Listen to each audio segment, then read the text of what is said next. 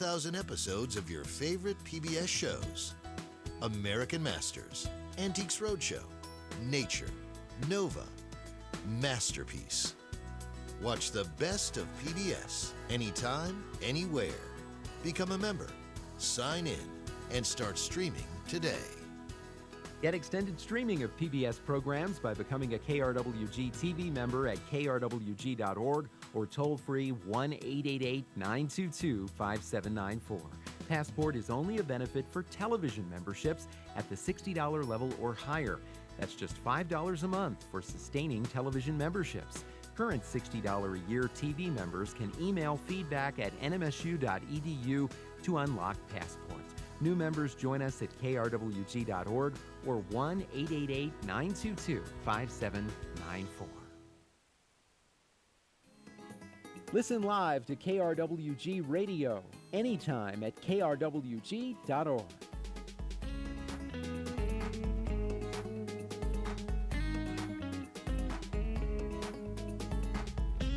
Local support for a portion of today's programming is provided by Wells Fargo. Our support of Aggie students goes beyond just banking. By supporting News 22, we're giving back to the community. Wells Fargo. Together, we'll go far. Tonight on News 22, will the Border Patrol Horse Patrol still have a job if there's a border wall? Students at NMSU learn how to be a little better with their money. And Shelby Montgomery takes a look at one organization trying to help people feed their pets. All that and more on News 22 Thursday. Serving southern New Mexico, this is the award-winning KRWG-TV News 22, where news matters. Good evening, everyone. I'm Diana Castillo. And I'm Selena Madrid. The effort to secure the border continues. Texas deployed its National Guard troops last week. Now 2 additional states are sending resources south. Andy Rose has the details. More states are committing National Guard troops to the U.S.-Mexico border. Attorney General Jeff Sessions pushed the president's plan while in New Mexico on Wednesday. We're going to have as many as 4,000 National Guardsmen come. Texas was the first to deploy its troops, sending 250 late last week. And in addition to New Mexico, Arizona has already pledged to send troops to the border this week. We identified 338 requirements that would be filled immediately. Those troops will help from the air and ground, acting as an extra set of eyes for ICE officers. They will also provide administrative support and help maintain the current border. Engineering, including infrastructure repair, road grading, filling of potholes, helping to sustain border infrastructure. California will also more than double its number of National Guard resources working on transnational crime. The state already has 250 people on a current mission spread across the state, including 55 at the border. California Governor Jerry Brown said it would add 400 members to its ongoing program, making it clear those troops would not build the wall or enforce federal immigration laws. But the Attorney General is confident there's plenty to do. They can help. Certain things they are not able to do and will not be doing, but there are many ways that they could be supportive and helpful to us. When the National Guardsmen get to the border, they'll see the Border Patrol agents they've been there all along. And as Shelby Cap reports, they'll also see some animals that help them get around. Mounted Border Patrol agents scale the hills and ride along the border fence in El Paso and Santa Teresa every day. They are looking for illegal crossings and activity. Horses are used in the areas where trucks and ATVs can't go. Very stealthy. We can be quiet. We can approach groups without being heard. We can cover a lot of ground quick. They're very tough, resilient. There's recently been lots of talks on ways to secure the border, one being Trump's proposed plan to build a wall and also send National Guard troops. However, the use of horses by Border Patrol has been around for over 90 years. So with these new proposals, will the Horse Patrol still have a job? Well, the wall itself is not going to stop illegal entries. It's going to slow it down.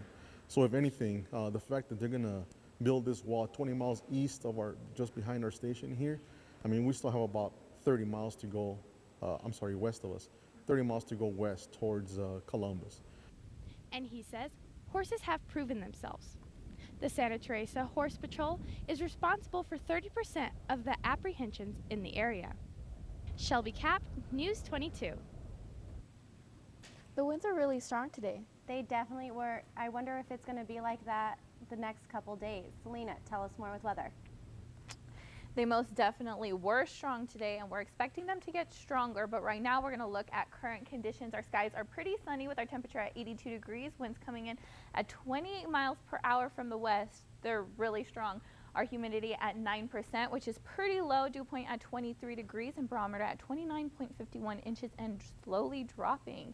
We reached a high today of 87 degrees, which is almost record-breaking temperatures. Our average is 77 degrees, and we had an overnight low last night of 48 degrees. We set records in 2002 with 88 degrees, and in 1995 with 59 degrees. We didn't see any rain today, and it's been 30 days since we have seen rain, so we're still at 0.84 inches. That's all I have right now. Back to the desk for more news. A Las Cruces man is behind bars charged with kidnapping and a woman violating her probation. Police say 20-year-old Eduardo Darcy Rosell and his girlfriend kidnapped the woman at gunpoint and threatened to kill her if she did not give $1,000. They forced her to withdraw money from the bank. Rosell is in Doñana County Jail without bond, and police expect to file charges against his girlfriend on Wednesday. And a 14-year-old girl needs all the comfort she can get after her father shot her mother, then killed himself yesterday. Police say the girl called 911 at around 8:30 in the morning about her parents having a fight. Officers arrived after the man had shot the woman 3 times and then put the gun on himself. She's in the hospital with serious conditions. During the incident, Columbia Elementary, Vista Middle School, and Doñana Elementary School were placed on shelter-in-place just for precaution. 2 inmates on death row are still awaiting their fate. Robert Fry and Timothy Allen were sentenced to death for convictions in 2 brutal killings. The state repealed the death penalty without canceling death sentences for both Fry and Allen. New Mexico's Supreme Court is weighing whether the 2 inmates can still be executed after the state's abolition of capital punishment. The state of New Mexico is bringing in more money this year. So there's a 13% increase in tax revenue. That means that there's $672 million more dollars available to the state. Last April, Governor Martinez vetoed the tax increases to more than $350 million. Since then, New Mexico's economy has created 10,000 new jobs and now has a budget surplus of more than $300 million. And speaking of money, the Red to Green Money Management offers free financial coaching to students. And yesterday, students were able to learn about financial choices while also reaching their goals. The program was established in 2009, and students are being educated on the value of money, budgeting, investments, and responsible financial aid and identity theft. It's to improve quality of life. And so we all want to have the best quality of life, and part of that is to understand our financial situation, feel empowered, know where we're going, have a strategy, and then that stress isn't there. To make an appointment to meet with a peer financial wellness coach, just call 575-646-3136. Senate Democrats are keeping pressure on EPA Administrator Scott Pruitt. He's under fire for several stories about excess spending, including his use of Secret Service security on personal trips and hefty raises given to aides. New Mexico Senator Tom Udall was there in calling for Scott Pruitt to not only answer many questions posed by Udall and his colleagues, but to fully resign as the administrator of the EPA. In fact, I believe it's time for his imperial tenure to end. I will be introducing a sense of the Senate resolution that he should resign or be removed for the good of the American people. So far, President Trump says he is pleased with Pruitt's service. American Indian Week continues here on the NMSU campus with more activities for students to learn about Native Americans. Today, Indian streets were on display behind Harmon Jacobs Hall. The artists say it's important for Native Americans to share their culture through modern street art. We just want to show how we blend our traditional designs and stuff like that with like the more modern and contemporary styles of today, I guess. NMSU's American Indian program puts on an Indian taco demonstration. The Hema seasonal dance group showed the talent. The celebration continues tomorrow with the Arts and Crafts Fair, and even tomorrow night they'll crown NMSU's Miss Native America. Stay tuned. Selena will be back with your national forecast. And later, stay here for more news. We'll be back when News 22 continues.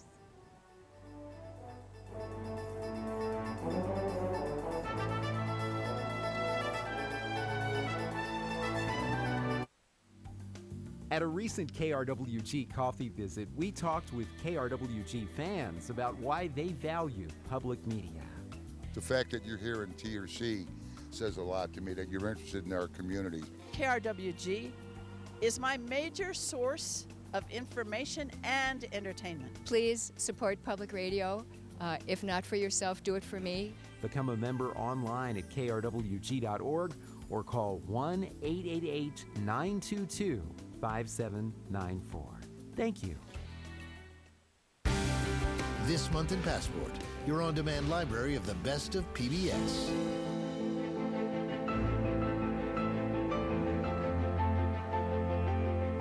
I left my heart. I can count on the fingers of one hand the people who have shaped my life. These and other shows are available with Passport. Become a member of this PBS station, sign in, and start streaming today. Welcome back. You're watching News 22 Thursday, where news matters. A woman who police say left 5 dogs in the car to die is now in police custody. Authorities have been looking for her since last week. Chris McKee reports. And there she is. Just last week, it was this surveillance video of Sarah Marters showing one of the last times she was in Albuquerque, moments after she's accused of leaving 5 dogs to die inside a sealed car. It happened outside of Reams Nursery on Lomas near San Mateo, and employees later found the car. When we got to it, the hazards were on, so we all kind of thought somebody had, their car broke down. It was malicious. It was almost like it was a malicious act towards these people's dogs. Marters isn't running anymore. Her mugshot here from Phoenix, where the Maricopa County Sheriff's Office arrested her Saturday. She was pulled over and had a warrant out of Albuquerque. Or at least, open a door window or something, Marters now faces multiple felony animal cruelty charges, but this isn't the first time Albuquerque police have dealt with her. Wouldn't have a seat. APD arrested Marters twice in the last 2 months on shoplifting accusations. Each time, Marters told police she's from Ohio, her car was stolen, and she didn't have any belongings. We were just visiting family. We didn't intend on staying here. She even told officers she was looking for work. Doing the same things that the folks did. 2 months after she said that, Marters was hired by an Estancia dog breeder to drive 5 dogs to Texas. It's a job she's now accused of abandoning that she'll now have to answer for in front of a judge in court. Okay. Chris McKee, KRQE News 13.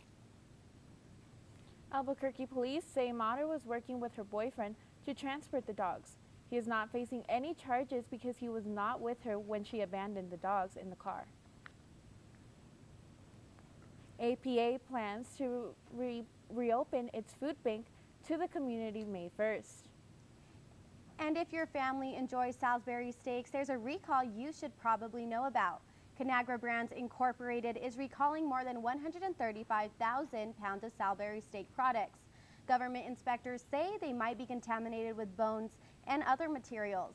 There is also reports of people suffering minor mouth injuries from the meat and several consumer complaints. The affected items were produced on March 10th of this year and have a best by date of September 1st, 2019 printed on the package. And I hear that some of the winds are causing some fires. Selena, go ahead and tell us more with that. Yes, winds indeed are causing some fire watches around the nation, but right now we're going to take a look at some highs for tomorrow around the nation. Up in Seattle at 51 degrees, Sacramento at 72, Fresno at 70, Phoenix at 77, Dallas at 88, DC at 81, and Tampa at 87. Going ahead and taking a look at our next map, we're going to talk about those fire watches. Now, Las Cruces is right in the middle of it because it's all throughout the southwest. Now, the reason why we're under a fire watch is because of our dry air, our high winds, and our high temperatures we've been having lately. So if you plan on grilling this weekend, even though we're expecting temperatures to drop, you're still going to want to be careful, especially because the air is so dry. It's easy for fires to spread and grow. Now, if you go ahead and take a look at our next map, we're going to be focusing on the winds. Now, we have winds coming from two locations. Winds are coming from the Pacific, as you can see, and winds are also coming from above New Mexico and Colorado. You can't see it on the map, but it's there because we have some storms brewing. Now, wind gusts are expected to grow from 40 to 60, even 75 miles per hour. Now, this is going to cause some travel disruptions or delays, especially if you're traveling around the southwest because of those dust storms. So you are going to want to be careful and look out for that if you do plan on driving anywhere in the southwest. That's all I have for your national forecast. I'll be back after the break with some New Mexico temperatures.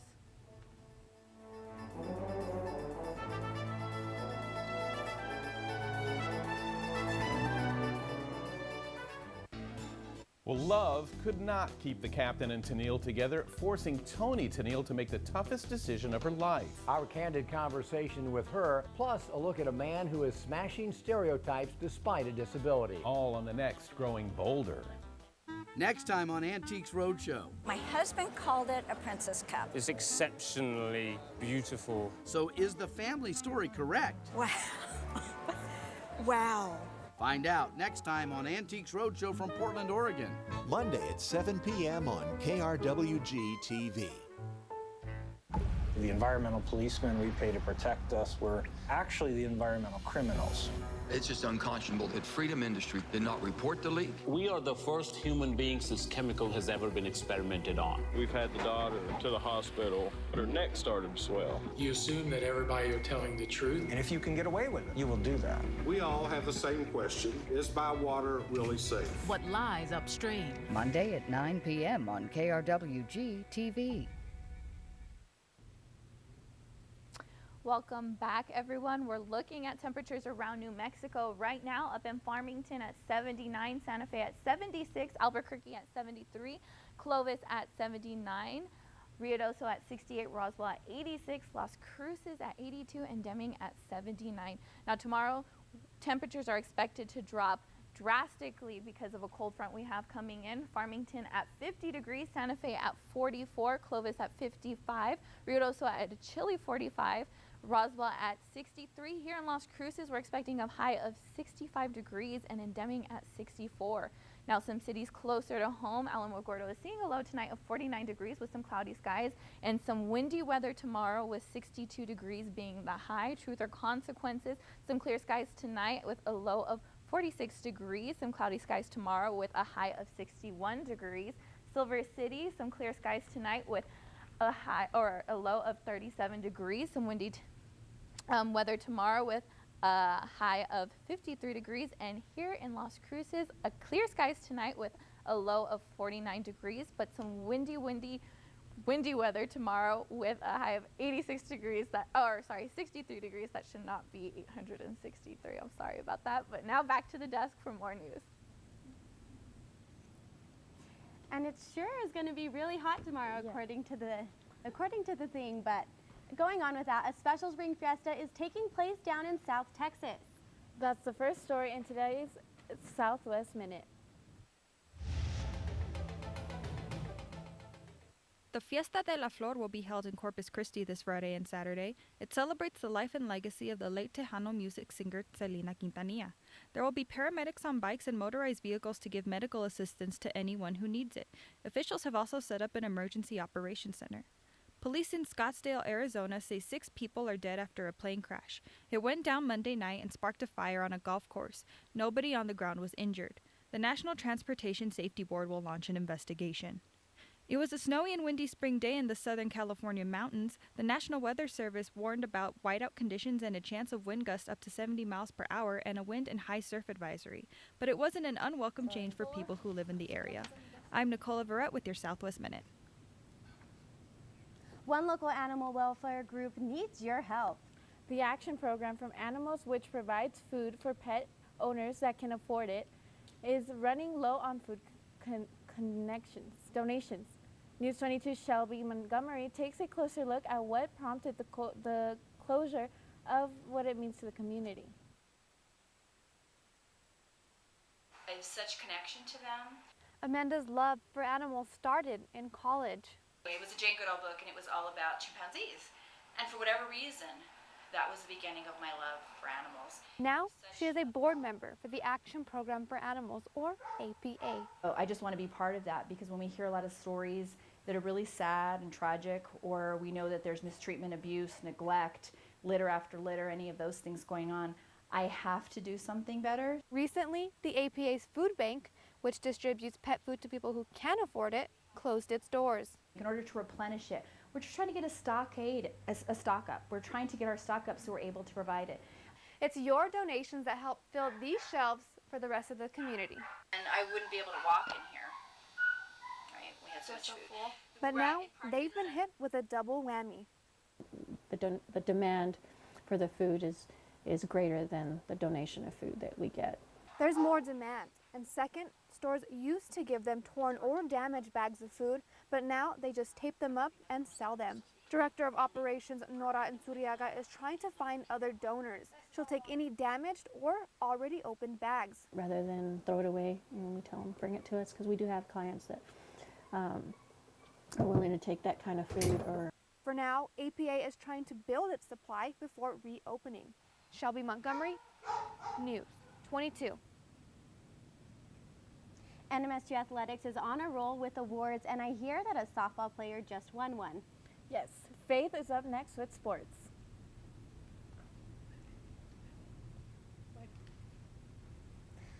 Thanks, guys. Coming up in sports, we'll take a look into the athletic budget as well as what to expect for Aggie sports this weekend. Don't lose faith, because News 22 Sports is next.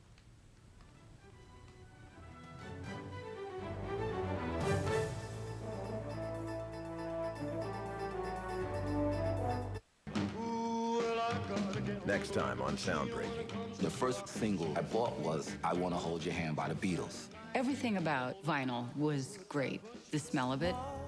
Our on-again, off-again love affair with musical formats.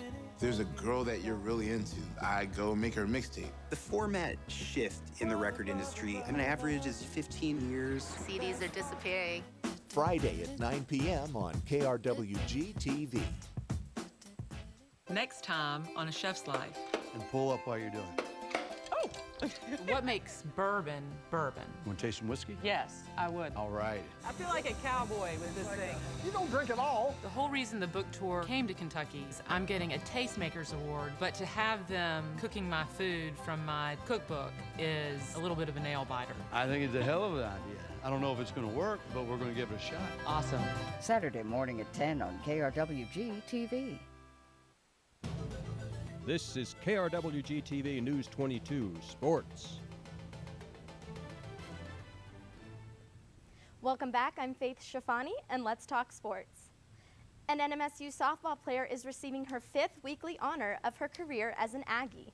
Junior Kelsey Horton was named WAC Hitter of the Week, as well as the College Sports Madness National Softball Field Player of the Week for her exceptional performance.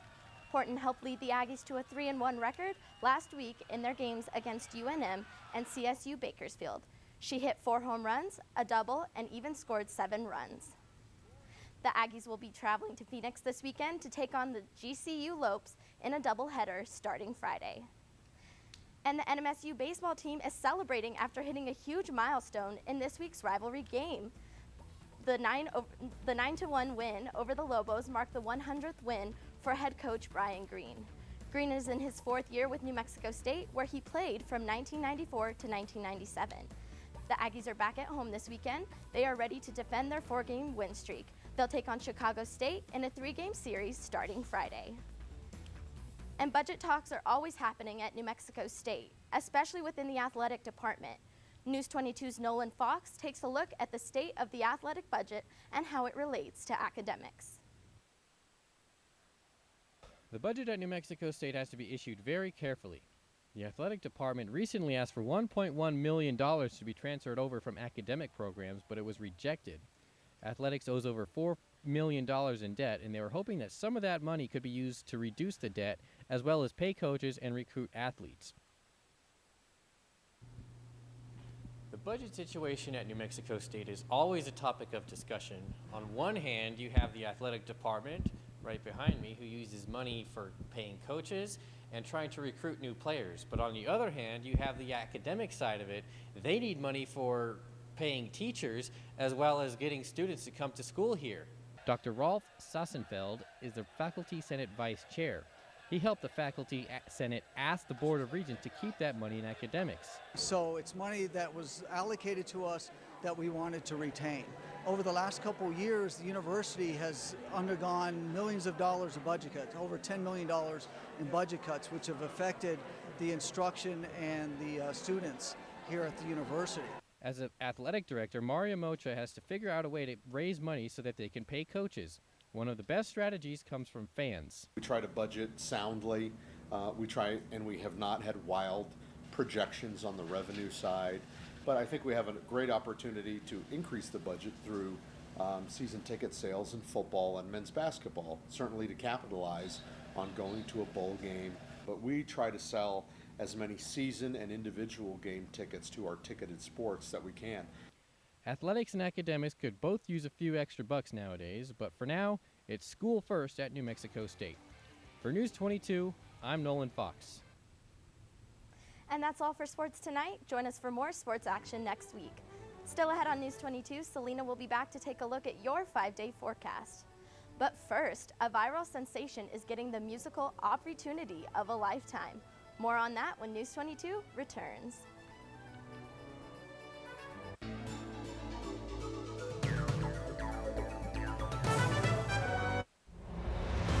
From the dawn of time to the birth of the modern, a new series for a new age.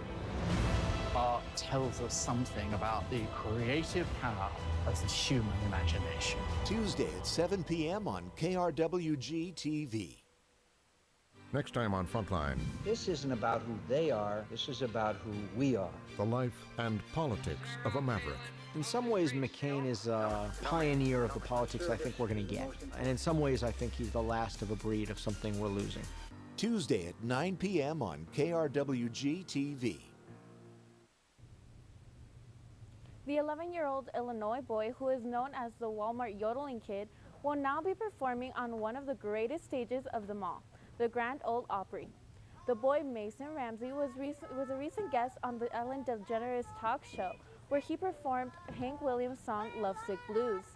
DeGeneres then surprised the child with an announcement that he will be performing at the Opry, as well as a concert at his local Walmart. While Facebook will be airing this concert live, Ramsey was then presented with a scholarship from Walmart for $15,000. It is. Absolutely. I wish I could go on the Opry. Oh, yeah. I wish I could just sing in general. That's right. And Selena, go ahead and tell us a little bit about what the next 5 days are looking like. Well, temperatures are definitely going to drop. We're not expecting that really high temperature we saw right now, but it should go down to 65 degrees tomorrow with some winds, but we should warm up going back into Monday and Tuesday of next week. So just be careful. It's going to be really windy this weekend. Well, that sounds like not too bad of a week. I think I can handle the winds, but that's all we got for tonight. Tune us next week for more news. I'm Selena. And I'm Diana. And I'm Selena. Have a good night. Good night. This news brief in Espanol is brought to you by Noticias 22, Spanish language news for southern New Mexico and West Texas. Noticias 22. Hola, ¿qué tal? Les saluda Diana Castillo en este breve informativo de Noticias 22. Un hombre de Las Cruces fue arrestado y se enfrenta con cargos de secuestro y por violar su libertad condicional. Eduardo Darcy Rosell, de 20 años de edad, y su novia, cuya identidad no ha sido revelada, pagaron la fianza de una mujer que fue detenida en el centro de detención de Doña Ana. La novia de Rosell amenazó a la víctima con muerte si no pagaba $1,000. La víctima fue llevada al banco de Wells Fargo, pero no pudo conseguir el dinero. También fue llevada a la fuerza a Walmart a cobrar un cheque, pero la víctima no lo hizo.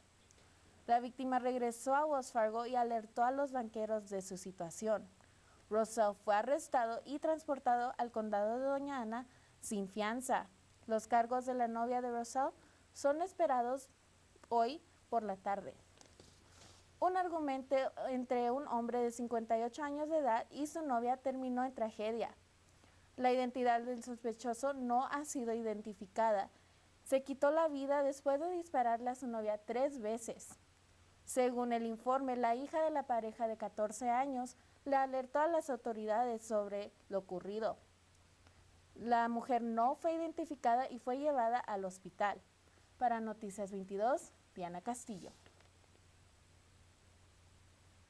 Local support for a portion of today's programming is provided by Wells Fargo.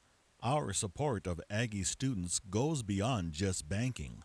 By supporting News22, we're giving back to the community. Wells Fargo. Together, we'll go far. Registering to vote in New Mexico is easy. Forms are available at Department of Motor Vehicles offices and your county clerk's office. And those with a driver's license or other state ID may register to vote online at sos.state.nm.us. You must be 18 years old at the time of the next election. Voting is a responsibility of citizenship. This message brought to you by KRWG. This is KRWG Las Cruces, serving the entire region thanks to your support. Become a member anytime at krwg.org.